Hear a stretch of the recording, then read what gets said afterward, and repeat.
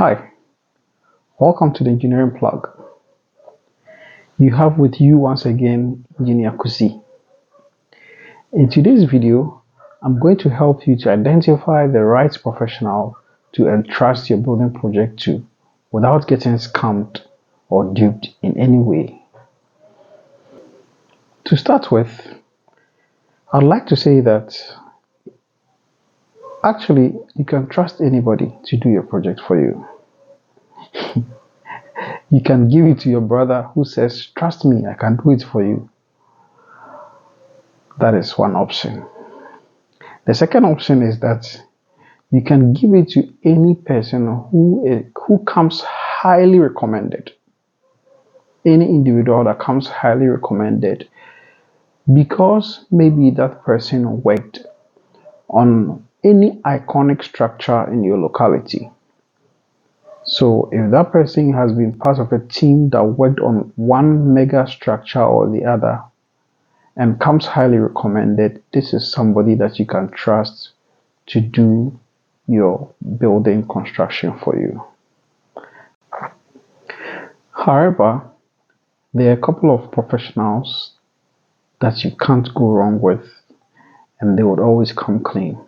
And these are some of the professionals that I want to mention to you. This list is not an all-inclusive list, but please hear me out.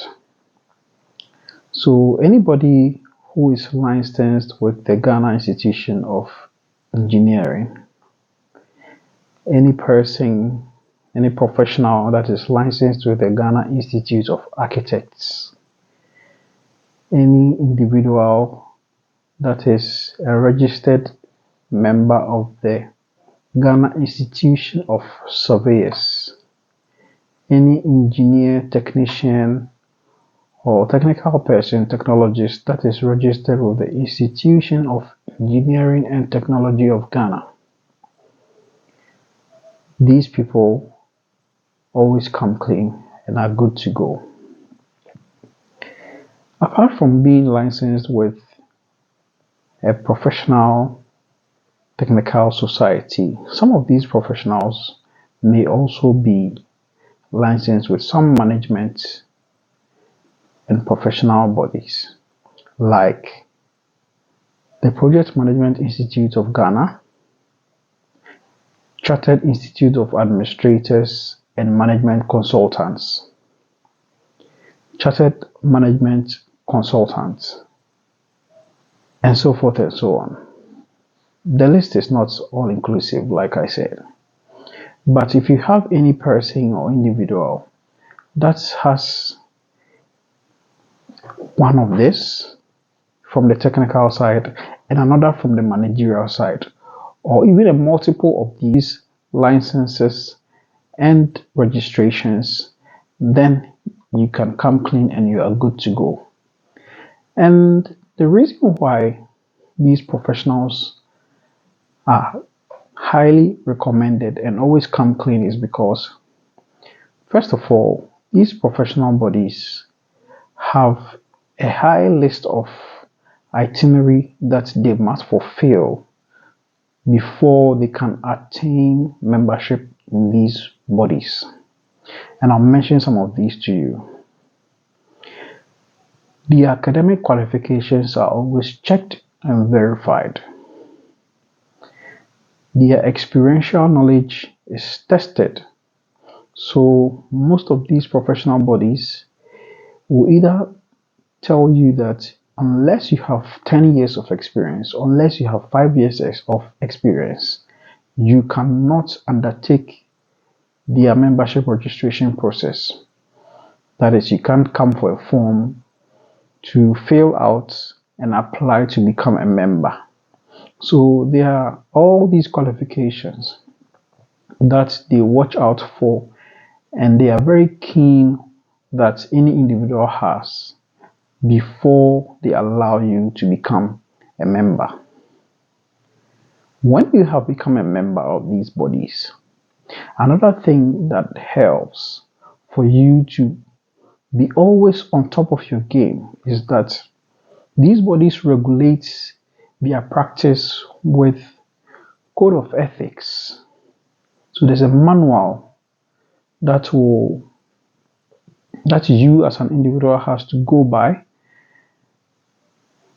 and make sure that you are living by the books. Apart from their code of ethics, they also have a mode of conduct, and there is continuous professional development programs in every single time for these professionals to fulfill. In this built environment that we find ourselves in, these professional bodies also have a long list of members in good standing. Now, the reason why members in good standing is important is that when you need to verify if the professional you are dealing with is actually a member of the body that he says or he claims to come from, he or she claims to come from, it makes it easier to check and verify his or her credentials.